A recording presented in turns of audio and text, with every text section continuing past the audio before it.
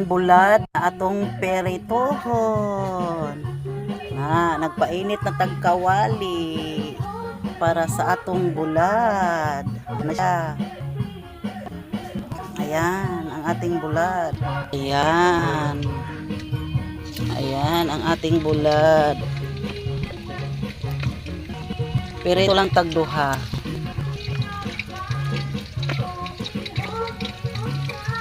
Ay, tulo di atong peritohon. Ayan.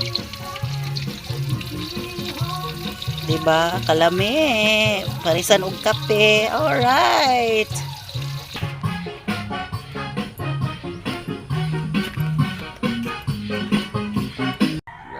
Kape sa pobreng uyamot. Magkapita mga guys. Ito lang yung kape natin ngayon kasi talaga ang hirap ng buhay.